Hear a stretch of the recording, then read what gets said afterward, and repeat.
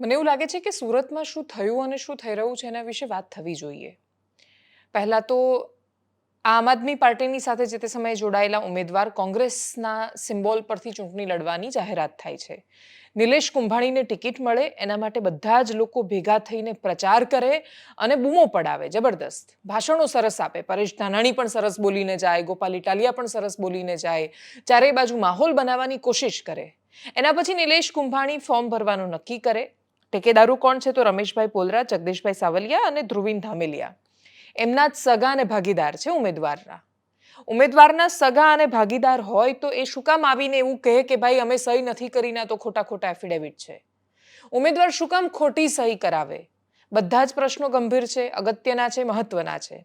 અને છતાંય જ્યારે ફોર્મ ભરતી વખતે વાંધો ઉપાડે છે ત્યારે કોંગ્રેસના એજન્ટને જાણ કરવામાં આવે છે, છેક સુધી ઇગ્નોર થાય છે અને પછી વાત સામે આવે કે સુરતમાં તો ભાઈ કોંગ્રેસના તો ઉમેદવારનું ફોર્મ જ રદ થયું, ડમીનું એ ફોર્મ રદ થઈ ગયું. એટલે ટૂંકમાં સુરત લોકસભાથી કોંગ્રેસમાંથી કોઈ ચૂંટણી લડવાનું જ નથી.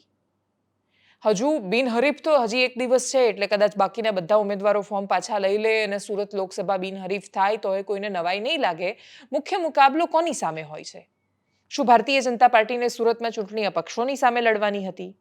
ચૂંટણી કોંગ્રેસ અને ભાજપની વચ્ચે લડાઈ રહી છે. સુરતમાં હાલની પરિસ્થિતિમાં નિલેશ કુંભાણી ફોર્મ પાછું લે કે ન લે, આખી ફોજ ઉતરી જાય કોંગ્રેસની તો એ સુરતમાં હાલની સ્થિતિમાં ભારતીય જનતા પાર્ટીનો વાળ વાંકો થાય એવી સ્થિતિમાં એ ભાજપ નથી.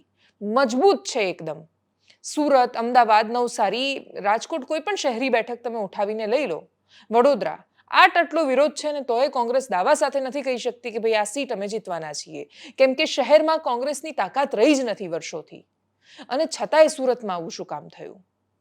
નિલેશ કુંભાણીને બધા જ કોંગ્રેસના નેતાઓ એટલે કોંગ્રેસના પ્રદેશ અધ્યક્ષ શક્તિસિંહ ગોહિલે તો ક્લીન ચીટ આપી દીધી કે ભાઈ હું તો કોંગ્રેસના નેતાઓને કહી રહ્યો છું કે તમે આ બધામાં ના પાડો. ઉમેદવાર તો આપણી સાથે છે, સંપર્કમાં છે ને બહુ સારા છે. બહુ સારા છે તો શું ઉમેદવારને એટલી ખબર ન પડે કે એમના ટેકેદારો એમની સહી છે કે નહીં? ટેકેદારો સામે આવે એફિડેવિટ કરીને કહી દીધું કે અમારી સાઇન નથી અને ટેકેદારોની સાઇન ન હોય તો બહુ સ્વાભાવિક છે કે તમારું ફોર્મ રદ થવાનું છે. ખાલી એમનું નહીં, એમના ટેકેદારનું પણ, ડમીનું પણ રદ થયું. અને એટલા જ માટે આવી પરિસ્થિતિમાં સૌથી પહેલા એક તો શું કોંગ્રેસને ખબર નથી કે આ વખતે ચૂંટણી ભારતીય જનતા પાર્ટી સામે લડવા જઈ રહી છે? શું કોંગ્રેસને એ ખબર નથી કે એમનો મુકાબલો જેમની સાથે થવાનો છે એ હરીફો તો શામ, દામ, દંડ, ભેદ, પ્રેમ અને યુદ્ધમાં બધું જ જાયઝ છે એવું કરીને એ લોકો તો ચૂંટણી લડે છે. અને એટલા જ માટે when everything is fair in love and war, તો આને તમે ફેર, અનફેર, નૈતિક, અનૈતિકના માપદંડોથી કેવી રીતે જોઈ શકો? સુરતમાંથી ક્લિયર મેસેજ મળી ગયો છે કે ભાઈ લોકતંત્ર જાય તેલ લેવા, આપણે કોઈ લેવા દેવા નથી. આપણે બની શકે એવી રીતે કોઈને ખરીદીને, સાથે લઈને, જોડીને, તોડીને ચૂંટણી લડવાની છે. આ ઘટનાક્રમની શરૂઆત અલ્પેશ કથિરિયા અને ધાર્મિક માલવીયાના આમ આદમી પાર્ટી છોડવાથી થાય છે. એ બંને જ્યારે આમ આદમી પાર્ટી છોડવાની વાત કરે છે ત્યારે બહુ મોટો સંદેશ હતો જે કોંગ્રેસને પણ લાગુ પડતો હતો. પણ આજે જે લોકો સામે રહેલા છે એ લોકો માને છે ભાઈ અમારે શું? કોંગ્રેસને કોઈ જાજો ફરક પડ્યો નથી. ગમે તેટલા તમે લોહી ઉકાળા કરી લેશો, ફરકના કોંગ્રેસને પડવાનો છે, ફરકના ભારતીય જનતા પાર્ટીને પડવાનો છે, ફરકના જનતાને પડવાનો છે. અને છતાંય આ વિષય પર વાત કરવી એટલે જરૂરી છે કે એક લોકસભા બેઠક પર ટેકેદારો ફરી જાય, ઉમેદવારી પત્ર રદ થાય અને ચૂંટણી એક તરફી તો જવા દો બિનહરીફ થઈ જાય અને છેક સુધી પછી બધા એવું કહે કે ફ્રી એન્ડ ફેર ઇલેક્શન્સ થઈ રહ્યા છે, તો સોરી બોસ, એ દંભ છે. એનાથી મોટી હિપોક્રેસી બીજી કોઈ હોઈ જ ન શકે.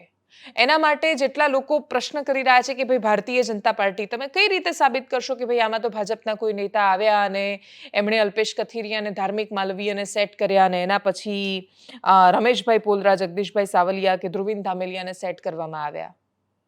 કઈ રીતે તમે કનેક્શન સેટ કરવાના છો? તમે ધારી રહ્યા છો, તમે અઝમ્પશન મારી રહ્યા છો અને તમારા તુક્કા બધા સાચા હશે એવું આપણે માની લઈએ. શું એ સૌથી મોટી જવાબદારી કોંગ્રેસ પક્ષની નથી બનતી કે લોકસભા ચૂંટણીમાં 2024માં તમે એક બાજુ એવું કહી રહ્યા છો કે ભાઈ આ અસ્તિત્વની લડાઈ છે, તમે એક બાજુ એવું કહી રહ્યા છો કે કોંગ્રેસનો કાર્યકર્તા જબરદસ્ત દમખમથી ચૂંટણી લડવા માટે મેદાનમાં ઉતર્યો છે, તમે એવું કહી રહ્યા છો કે તમે ભારતીય જનતા પાર્ટીની સામે અદ્વિતીય ચૂંટણી લડવા માંગો છો, તો આ રીતે અદ્વિતીય ચૂંટણી કે જ્યાં તમે જેમને ટિકિટ આપી રહ્યા છો એ ભાઈનું કોંગ્રેસનું બેકગ્રાઉન્ડ કેટલું?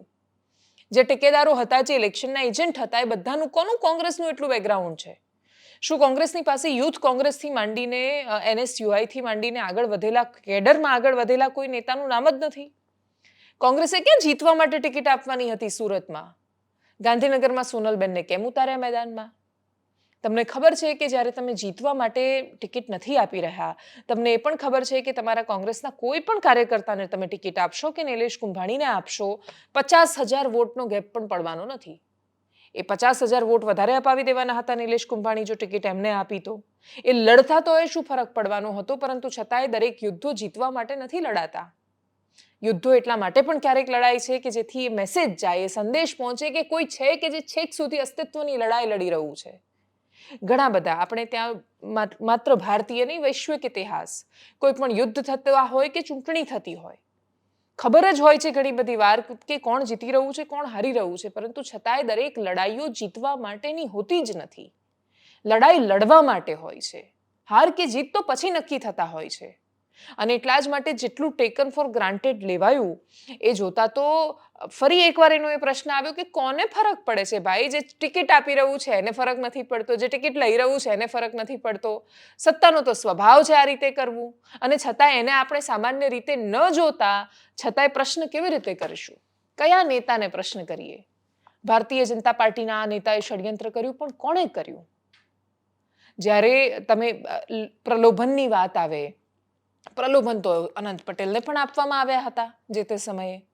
તો લડી રહ્યા છે ને તો વલસાડથી લોકસભાની બેઠક, એ તો દમખમથી લડે છે, માહોલ બનાવે છે. શું પ્રલોભન કે ધમકી કે મુશ્કેલી ગિનીબેન ઠાકોરને નહીં આવી હોય?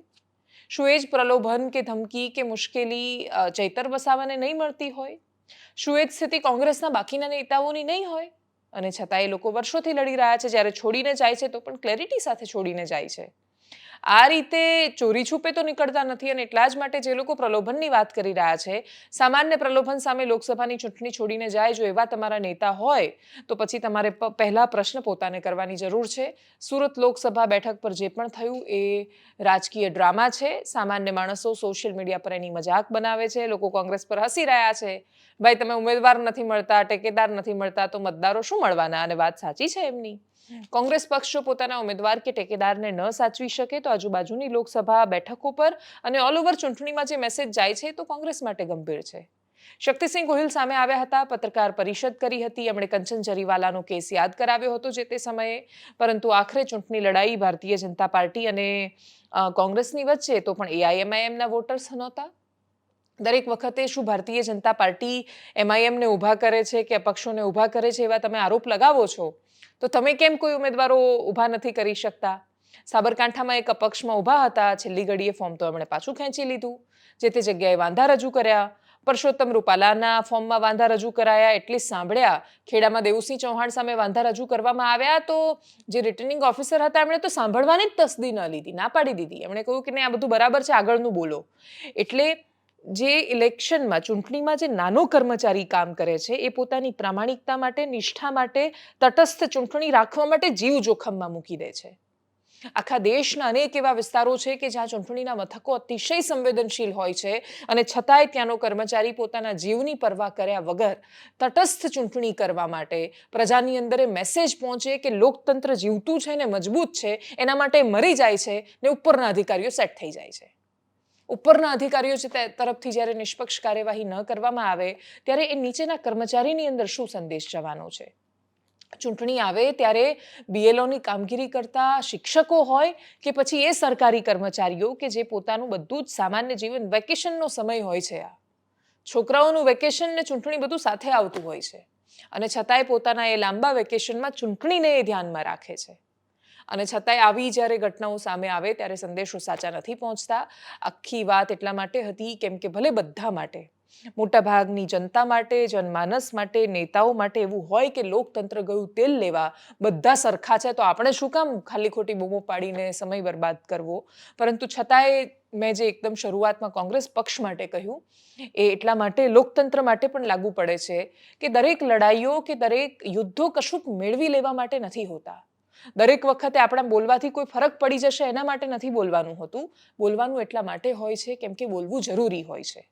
અને આ વખતે બહુ સ્પષ્ટ રીતે કોંગ્રેસે પોતાનું સ્ટેન્ડ રાખવું જોઈતું હતું. ઉમેદવારોને પસંદ કરવામાં કોંગ્રેસનામાં તો પ્રથમ ગ્રાસે મક્ષિકા, પહેલી જ એક એવી બેઠક થઈ કે જ્યાં કોંગ્રેસ ચૂંટણી લડ્યા વગર હારી ગઈ છે. બાકીની બેઠકોની 4મી તારીખ માટે એમણે રાહ જોવાની છે. એના સિવાય બીજું તો શું કહી શકાય? શક્તિસિંહ ગોહિલે શું કહ્યું એમને એકદમ સંક્ષિપ્તમાં સાંભળીએ. મેં આપને કહ્યું કે મારી પાસે નજર સામે દેખાતું હોય કે ભારતીય જનતા પાર્ટી કાવતરા કરે છે, એ પછી અને એમણે મને આજે તમારા મીડિયાને પણ એને કહ્યું કે મેં મારા પ્રદેશના નેતાને પણ કહ્યું હતું કે મારા ઉપર બંને પ્રકારની ધોંસ છે, એક ખરીદવાની, બીજી ડરાવવાની. જો કદાચ એમાં જે સરેન્ડર થયા હોત તો આ બધું એને કરવાની જરૂર જ નહોતી. ફોર્મ મંજૂર થઈ જાય એટલે ઓટોમેટિક ડમી રદ થઈ જાય. આપણે ત્યાં ઘણાની જૂની કાયદાની જોગવાઈ ખબર છે. જૂની કાયદાની જોગવાઈ એવી હતી કે મેઇન કેન્ડિડેટ વિથડ્રો કરે તો ડમી ઓટોમેટિક પિક્ચરમાં આવે. હવે કાયદો બદલાયેલો છે એ રીતે કે જેવું ફોર્મ ઓરિજિનલ નું ક્લિયર થાય એટલે ડમી ગોઝ, ડમી ત્યાં જ ખતમ થઈ જાય, પછી ડમી હોય જ નહીં. પછી મારો એક જ ઉમેદવાર હોય તો મંજૂર ફોર્મ થઈ ગયા પછી નિલેશ કુંભાણી ખેંચી લે તો ઉમેદવાર વગરનો થઈ જાવ, કોઈ વિવાદ જ ના થાય. એનો અર્થ છે કે માણસ જો એને સરેન્ડર થવું હોય તો એ કરે ને, આ શું કામ કરે. એટલે તમે એક સિક્વન્સ જોશો તો પત્રકાર મિત્રો પણ સ્વીકારશે કે આમાં અને હવે પ્રેશર મોટા મોટા મીડિયા હાઉસના માલિકો ભાજપનું પ્રેશર સહન નથી કરી શકતા તો બિચારા એકાદ ચાર ઠેકેદાર તો ક્યાંથી કરે. કોઈ પણ મારો ઉમેદવાર ક્યાંય ફોર્મ પાછું નહીં ખેંચે, મજબૂતીથી લડશે અને જીતશે. કે આ પ્રકારનો દાવો ચાલી શકે નહીં. પહેલી વાત, કોઈ વ્યક્તિ મુકરર થાય, ના પાડે, મેં આ નથી કહ્યું, તો સામી વ્યક્તિને ક્રોસ એક્ઝામિનેશન, ઉલટ તપાસનો કાયદાએ અધિકાર આપ્યો છે. અમે એની ઉલટ તપાસ કરવા માંગીએ છીએ, માટે એને હાજર કરો. 1 દિવસનો ટાઈમ અપાય છે. એક વ્યક્તિ સંપર્કમાં પણ ઉમેદવારના આવે છે અને કહે છે કે હું આવી જઈશ, ફરી કોઈ કારણોસર એનો ફોન બંધ કરીને ગુમ થાય છે. સતત ભારતીય જનતા પાર્ટી જો ચૂંટણી સ્પષ્ટ ચોખ્ખી રીતે થાય તો હારી જાય એમ છે, એટલે આ હથકંડો કર્યો. આજે સુરતમાં અમારા એડવોકેટો ભાઈ શ્રી બાબુભાઈ માંગુકિયા અને શ્રી જમીર શેખે ખૂબ વિસ્તારથી દલીલો કરી કે કાયદાની જોગવાઈ મુજબ ક્યાંય તમે ટેકેદારની સહી ન હોય તો ફોર્મ રદ કરી શકો, પણ ટેકેદાર ના પાડે કે અમારી સહી નથી તો ફોર્મ રદ કરવાની કાયદામાં કોઈ જોગવાઈ નથી. સેકન્ડ કહ્યું કે સાહેબ એની આ ફોર્મમાં સહી છે અને હવે કે છે મારી સહી નથી, એની એફિડેવિટમાં સહી છે, આ બંનેને ફોરેન્સિક લેબોરેટરીમાં મોકલો કે આ હસ્તાક્ષર બે એના છે, જો હોય તો ફોર્મ રદ ના થઈ શકે. ત્રીજી દલીલ કરી કે કોઈ પણ સાક્ષી કે વ્યક્તિ કાયદામાં વાત કરે ત્યારે એને ભય કે દબાણ નીચે નથી થયું, એ માટે ખુલ્લું મનથી એ કહે છે કે કેમ એની તપાસ જરૂરી હોય છે. કાયદાની પરિભાષામાં પોલીસ જાપ્તામાં આવીને કહીને ગયેલાને ફરી બોલાવો, નહીં બોલાવાયા